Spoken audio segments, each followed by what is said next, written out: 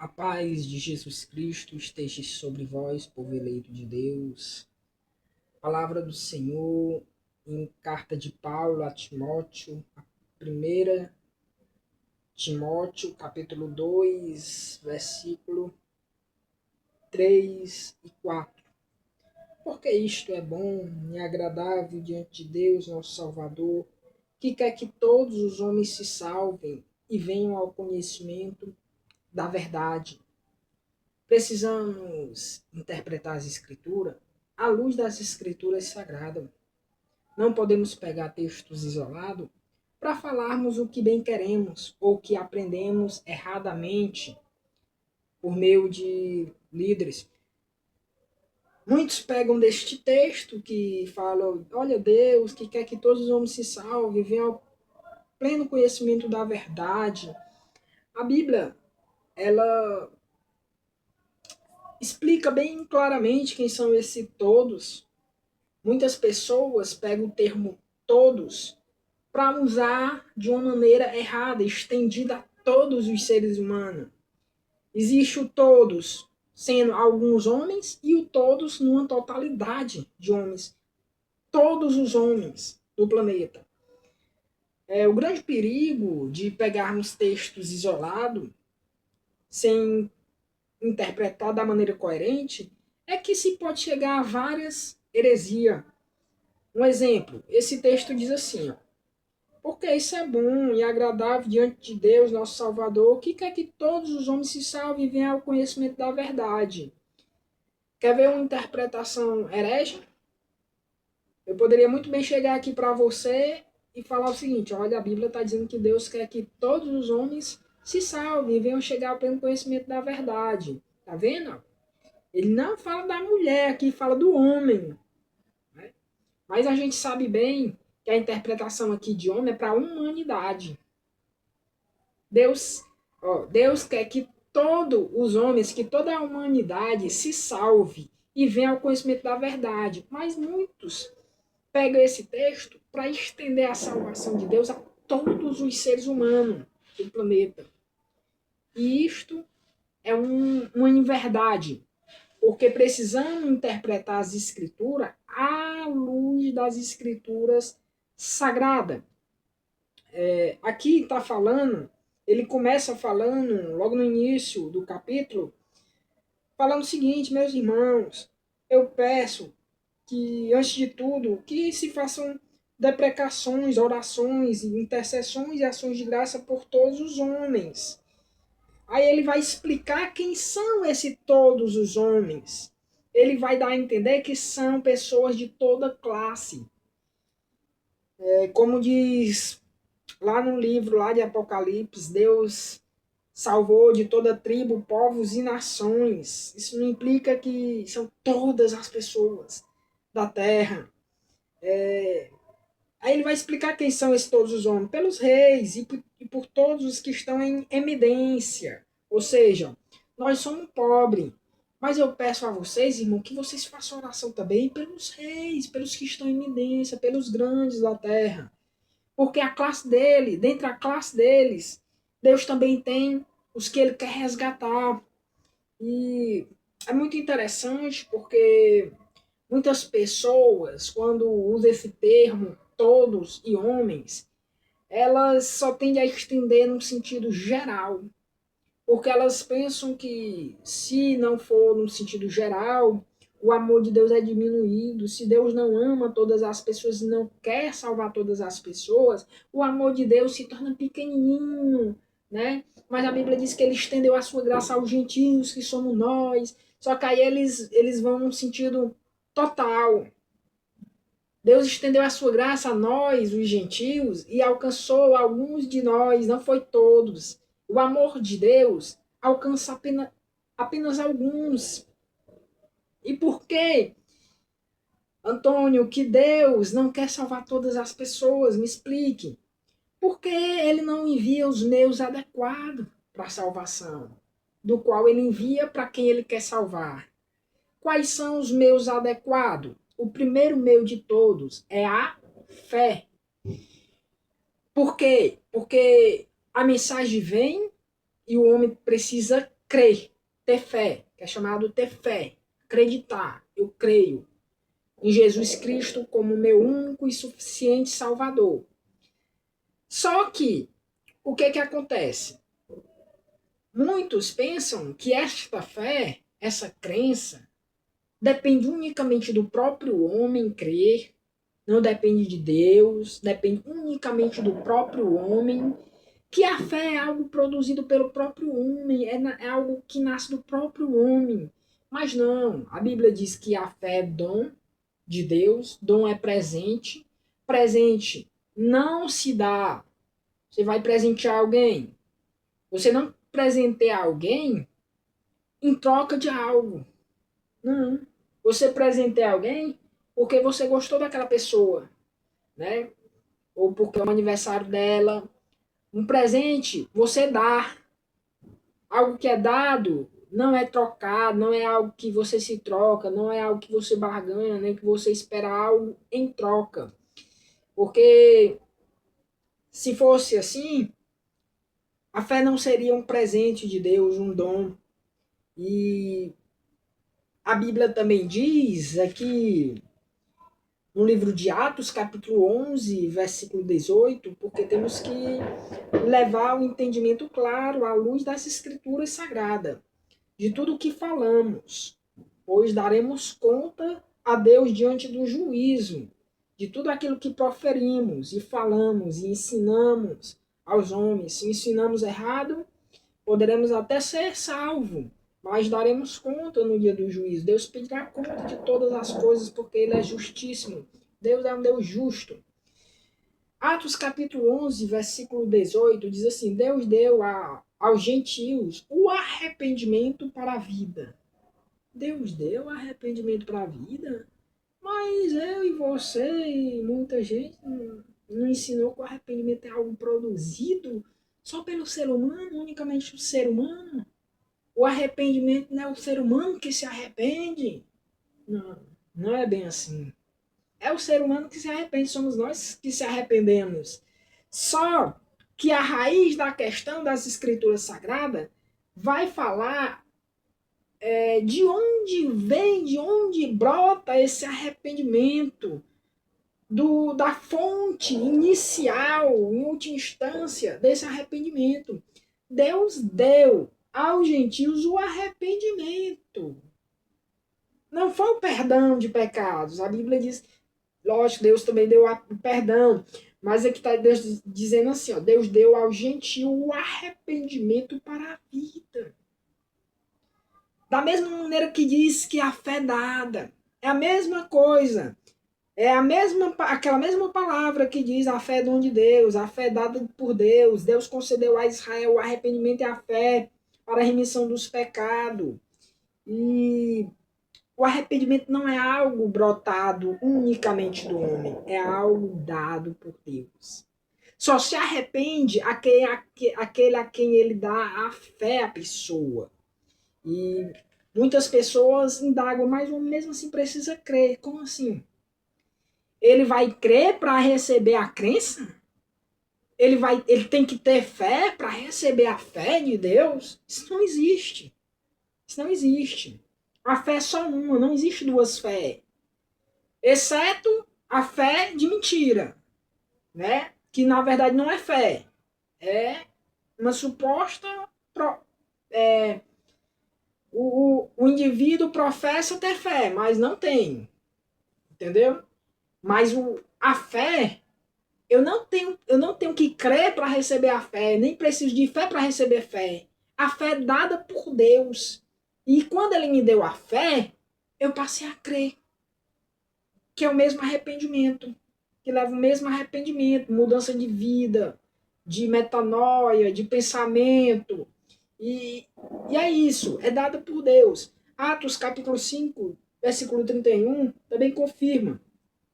Deus deu a Israel o arrependimento e o perdão. Deus deu o arrependimento e o perdão. Ou seja, Deus fez com que eles se arrependessem e Deus também concedeu o perdão. Não podemos isentar Deus de nada, porque Ele é a fonte de todo o bem. Tudo que tem temos vem dele, das mãos dele, nós damos a ele próprio, como disse Jó. Jó passou a entender isso. Tudo que eu tenho, tudo que te damos, é das tuas próprias mãos. É tudo aquilo que o Senhor já nos deu antes. Então não tem nada em nós para nos gloriarmos, ou depende unicamente de mim. Porque muitos se faz no seu coração, se orgulham e fazem um tipo de senhores de Deus, né? Olha, Deus está batendo na porta do meu coração. Se eu abrir, eu abri. Se eu não abrir, eu não abri. Então quem manda sou eu. Ele não é mal educado para invadir. Mas engraçado, quando ele morreu e ressuscitou, ele sabia de antemão que os discípulos não iam abrir a porta. Eu sei que era de uma casa física, mas isso se estende porque o nosso Deus é soberano. Dentro de uma casa física, Jesus sabia que eles estavam muito assustados, temerosos, não sabiam, Jesus sabia que eles não iam abrir se Jesus batesse a porta. Sou eu, Jesus, ressuscitei dos mortos. Eles estavam apavorados de medo, não ia reconhecer nem a voz de Jesus.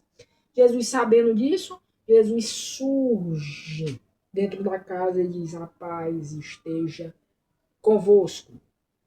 Então, o nosso Deus, ele é soberano. Quando ele quer salvar uma vida, ele não pergunta a ninguém. Ele não pergunta se a pessoa quer ser salva por ele. Olha, eu quero te salvar, você quer ser salvo por mim? Isso não existe.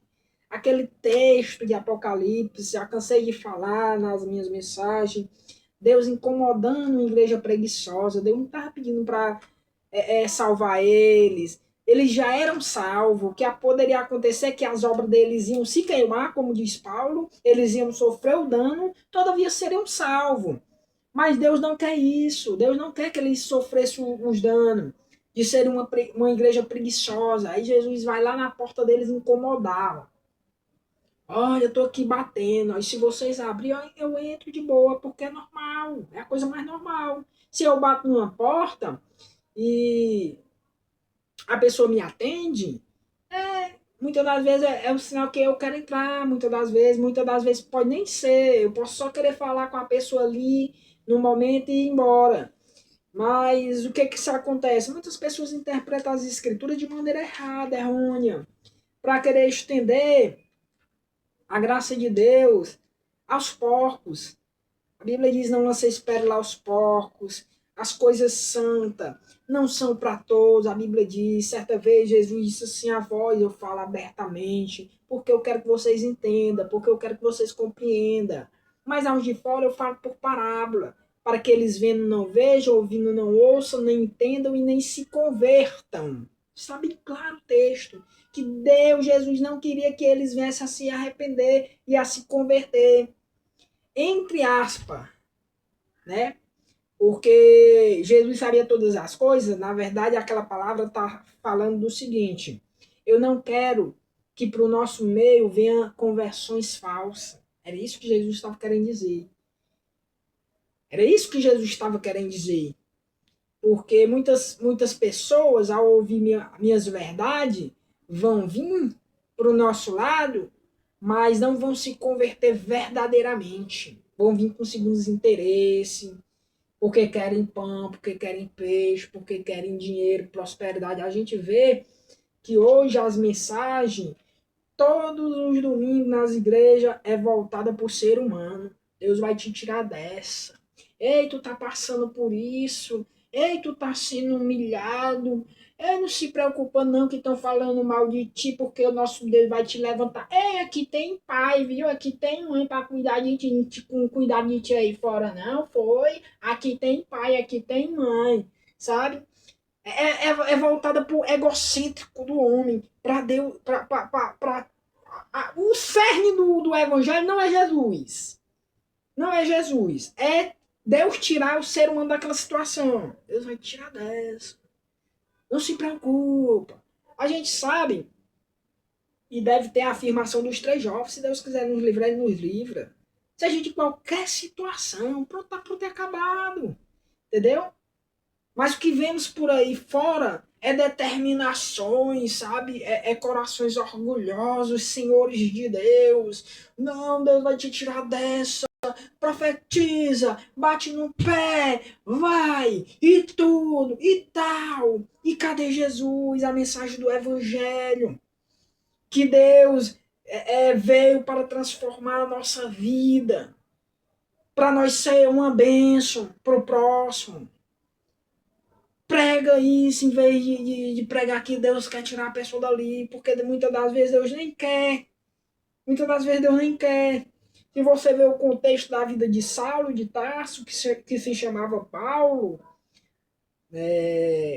a própria Bíblia diz, Deus nunca mudou o nome de Saulo para Paulo.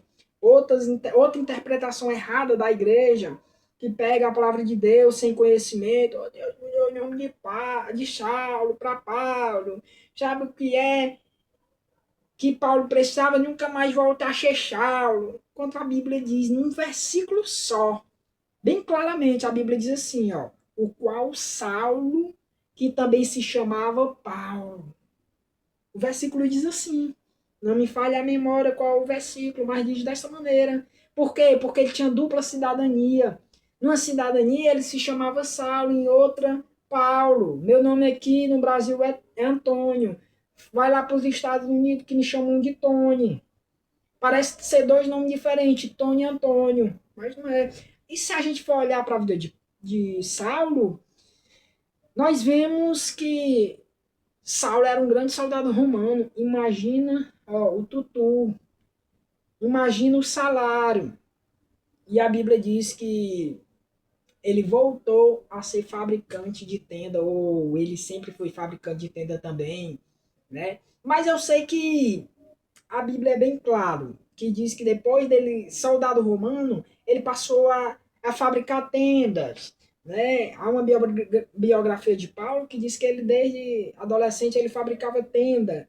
Mas, vamos lá, Paulo, muito requisitado, um soldado romano, muito instruído no conhecimento, na lei, aprendido aos pés de Gamaliel, ele renuncia tudo, trono, glória, salário, entendeu? Para ser um simples fabricante de tenda junto com o povo pobre de Deus. Então, muitos pegam essas questões da vida no bem-estar, sabe? Para desvirtuar a mensagem antiga do Evangelho, que é transformar o homem numa nova criatura, independente da situação dele, se ele é próspero, se ele é rico, sabe? Não podemos aqui chegar para as pessoas e dizer que elas são pobres porque elas não destravaram a mente delas. Olha, é porque você não aprendeu o segredo da palavra de Deus, porque todos os judeus são ricos,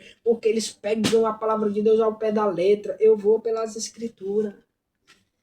Se os homens de Deus, os discípulos, foram um exemplo para a nossa vida, então é sinal que se eu morrer pobre, eu posso morrer cheio da graça de Deus e não tem nada a ver uma coisa com a outra. Não é questão de que eu não estou atentando bem para a palavra de Deus, não. E se eu morrer rico, foi dádiva de Deus, a riqueza, porque a Bíblia diz que é dádiva de Deus. Nós vemos José de Arimateia, o discípulo oculto de Jesus, que ele era bem financeiramente, era um discípulo de Jesus, mas já outros eram pobres. E nós temos que ter em mente uma coisa, saber discernir cada situação, não é pegar a Bíblia Sagrada para sair à torta e à direita ensinando heresia, não. Olha, se atentamente obedeceres a Deus e os mandamentos seus, tu comerás o melhor dessa terra e te fartarás, irá bem, e tu terás uma Hilux e tu vai ter uma mansão, porque tu tá tentando bem e tudo. Quantos atentaram bem para essa palavra e morreram santos, não tiveram? E morreram salvos, santos, e não tiveram. Então a gente precisa entender que o texto ali quer dizer de uma qualidade de vida. Está levando o cerne para uma qualidade de vida. Por exemplo, se eu obedeço os mandamentos de Deus, olha, veja só, eu vou ter uma saúde muito boa, Isso é uma riqueza imensa que os homens desprezam, né? Mas por que eu vou ter a saúde medonha? Porque eu vou ponderar com as comidas, com as bebidas, entendeu? Eu não vou beber bebida alcoólica para destruir o meu homem exterior. Eu não vou fumar para destruir o meu pulmão. Eu vou passar a ser saudável. Isso é uma riqueza imensa que os homens desprezam. Os homens só vêem riqueza no termo de ter um casarão, uma Hilux, né? Não, mas eu sou cheio do dinheiro. Tu tem menos de 10 reais aí no bolso? Tenho não, mas olha, eu ultimamente eu vi uma cena de um cara, não vou falar não por questão de ética, era um malandro, né? Que disse ser um artista, cantor, né? E tudo. Ele pegou, tava no carrão dele, né, importado, aí viu o repórter da TV, que é padrão, né, não sei se é cristão, mas é padrão, tudo indica que não fumava, nem bebia, nem se drogava, aí ele pega e chega assim no carrão dele, ó, é um repórter muito famoso, bem renomado, mas não tem, nunca teve nem o carro que eu tenho. Aí o repórter ficou todo assim, sem jeito, assim, balançando a cabeça, sabe? Aí me veio à memória, Deus me falou algo, o meu desse vídeo que eu vi. Deus me disse assim, mas a saúde dele tá toda debilitada por dentro, o ser dele, de fumar droga, fumar cigarro, bebidas. E o desse aí, ó, desse homem padrão aí, ó, ele tá mais saudável, ele é mais rico do que esse aí. Que adianta o carro dele? É isso. Então precisamos entender.